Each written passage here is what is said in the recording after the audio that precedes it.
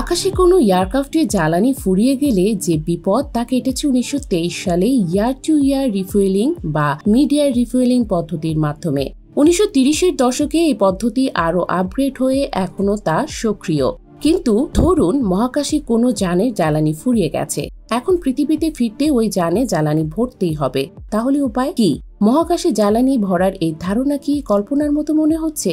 ঠিক এই কল্পনাকে জয় করতে চলেছে ইলন মাস্কের স্পেস এক্স এবং জেফ বেজোসের ব্লু অরিজিন কোম্পানি। এই কল্পনার জয় হলে মঙ্গল বা চাঁদে মিশন আরও দক্ষ এবং বৃহৎ পরিসরে সম্ভব হতে পারে। এই প্রযুক্তি কিভাবে কাজ করবে এবং এর পেছনের চ্যালেঞ্জগুলো কি সে সম্পর্কে জানিয়েছে ওয়াল স্ট্রিট জার্নাল। WSJ এক প্রতিবেদনে জানিয়েছে স্পেস এক্স এবং ব্লু অরিজিন মহাকাশে জ্বালানি পূরণের প্রযুক্তি নিয়ে কাজ করছে, যা মহাকাশ মিশনের নকশাকে আমূল বদলে দিতে পারে। ধারণাটি হল পৃথিবীর কক্ষপথে থাকা মহাকাশ যানে জ্বালানি পূরণ করা যাবে, যার পথে উৎক্ষেপণের সময় যানের ওজন কম হবে।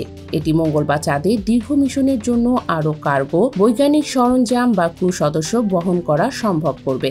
এই প্রযুক্তি সফল হলে মহাকাশ যানগুলো পৃথিবী থেকে কম জ্বালানি নিয়ে উৎক্ষেপিত হতে পারবে এবং কক্ষপথে জ্বালানি গ্রহণের মাধ্যমে দূরবর্তী গন্তব্যে পৌঁছাতে পারবে। ইলন মাস্কের স্পেস এক্স তাদের স্টারশিপ রকেটের মাধ্যমে এই প্রযুক্তির ওপর কাজ করছে, যা নাসার আর্টেমিস প্রোগ্রামের জন্য চাঁদে মানুষ পাঠানোর লক্ষ্যে তৈরি করা হচ্ছে। অন্যদিকে জেফ বেজোসের ব্লু অরিজিন তাদের নিউ গ্লেন রকেট এবং ব্লু রিং স্পেস ট্যাগের মাধ্যমে কক্ষপথে জ্বালানি সরবরাহ ও লজিস্টিক মিশনের জন্য প্রস্তুতি নিচ্ছে। ব্লু অরিজিনের ব্লু রিং পাথফাইন্ডার ইতিমধ্যে কক্ষপথে যোগাযোগ ক্ষমতা যাচাই করেছে, যা ভবিষ্যতে জ্বালানি সরবরাহ মিশনের জন্য একটি গুরুত্বপূর্ণ পদক্ষেপ। তবে মহাকাশে জ্বালানি পূরণের প্রক্রিয়া অত্যন্ত জটিল।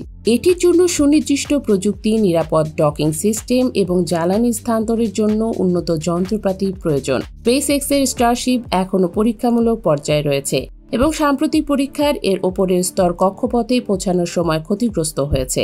অন্যদিকে ব্লু অরিজিনের নিউ গ্লেন তার প্রথম উৎক্ষেপণের কক্ষপথে পৌঁছালেও বুস্টার ল্যান্ডিংয়ে ব্যর্থ হয়েছে।